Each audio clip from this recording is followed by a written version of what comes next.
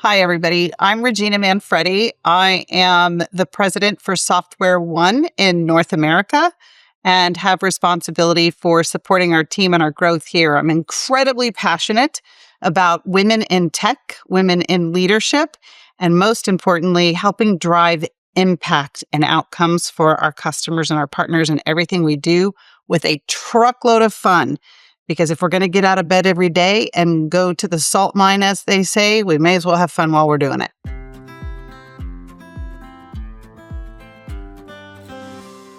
I don't think so. That's not going to be a popular answer. It has to. It's such an honest reaction because if it is real, you're covered in shards. You're sitting at the top. What's been your experience? And that's why I say I don't think I can say that it is real. My experience, and trust me, I have certainly been in situations where I have felt discriminated against. I have lived in cultures that were so the reverse of a US-based culture for a number of years. So I was not accepted and embraced warmly. I can tell you that I think that it doesn't matter where you are in the world or what industry you're in or what market you're in.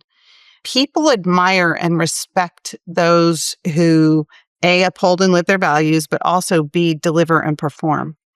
And so your performance counts. So I used to say often PC does not mean politically correct. It means performance counts. And so if you treat other people with respect, you will be treated with respect. And if you deliver and execute on what you commit to and you are a strong communicator, I think that the glass ceiling can easily be broken. Now, that didn't come without some sacrifice as a woman. Because as a mother, I can tell you I missed birthdays for my career. I missed opportunities with my family that now at where I am in my career and with my legacy, I think I'd do a little differently. There's so much to unpack here. I'm going to go backwards before I go forwards and give you a moment to feel into what you just said because it's so impactful. Right from the top, ladies and gentlemen, Regina Manfredi, PC, performance counts. Communication skills, respect, values-based decision-making, and a whole lot of effing results. That's how you've shattered the glass ceiling. And the fact you went forward then and said, not sure I would do it again.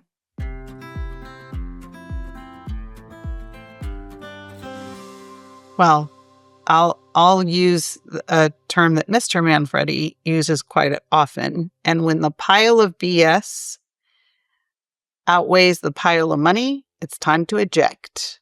There's a lot that you can put in the pile of BS, right? Meaning your family's being negatively impacted, your health is being negatively impacted, your well-being, all the things that are personal to us, that if your faith and your values are being tested, if all that is bigger than how you're compensated, then you shouldn't probably do it. But there should be also a line in the sand around your values and who you are as a person that you should be willing to walk away, no matter how big the pile is. And there's my, sorry. That was dramatic. You should be willing to walk away, and she fades to dark. Yes, I fade to dark.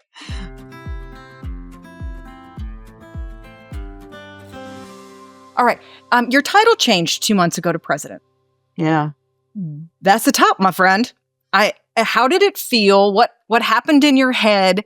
I want to know what little Regina said after the title. I don't think it was denial, but it took about a week to soak in.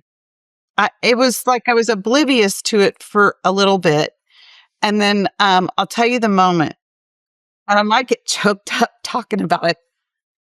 I hung up from a meeting and Tori, my husband, came to the door and he was like, "Well, that didn't sound like fun, Madam President." And I just looked at him and I thought, what a weird thing to say. And then all of a sudden I just looked at him and I started crying and I said, "Holy shit, babe, I really made it. Like, that is me." And he was like, You're making me choke up. "Yeah, it really is you." I was like, oh my gosh. And then I felt this tremendous weight. Then it was like, oh, the responsibility of it all kind of soaked in, and it sent me into probably a good solid week of reflection, so that the lessons learned from the past and all the different levels, and each time I was promoted, or each time I got the next level, and increased my responsibility in my career, I was like, okay, I got to make sure I remember all those, and I don't repeat any of the ones that I don't want to repeat again. And it forced me into this very interesting headspace, not only of gratitude and like, wow, okay, this is really happening. And yes, heck yes, I earned this spot. But I also was like, okay, take a step back. Like, what do I have to make sure I stay deeply rooted in, so that I don't carry past mistakes forward with me? Because let's be honest, like I said, I learned one just 18 months ago that was really hard.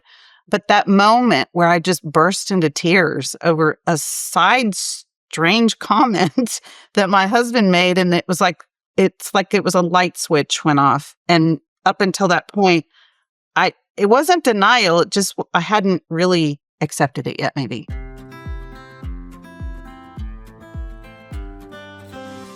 What do you hope the champagne chatter is? Because there will be champagne at your funeral. I've met you. What's the theme and the stories told and the admiration shared over the flute of bubbly? Well, I hope they can enjoy their champagne without their makeup on and their shoes off if they prefer. I don't. Perfect. I hope there's a lot of laughter, of stories, fun stories being shared, and a lot of laughter, and people who do show up feel like I impacted them in a positive way, and my life, or how I was able to contribute to their lives, had meaning for them, and some fun, because I think that's just important to me. And so that's definitely what I'm hopeful for. Is, yes, I hope that they are drinking Veuve specifically, and everyone is just there having a good time and telling great stories and laughing about them. Veuve Clicquot, great stories, gratitude, fun, bare feet, laughter, makeup optional. Makeup's totally optional.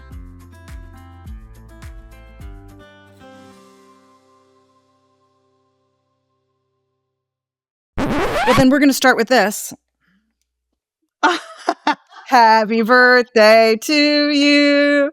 Happy birthday to you. Happy birthday, Regina. I love you. All right. Thank you. Here we go. Are you ready? Thank you. I'm ready.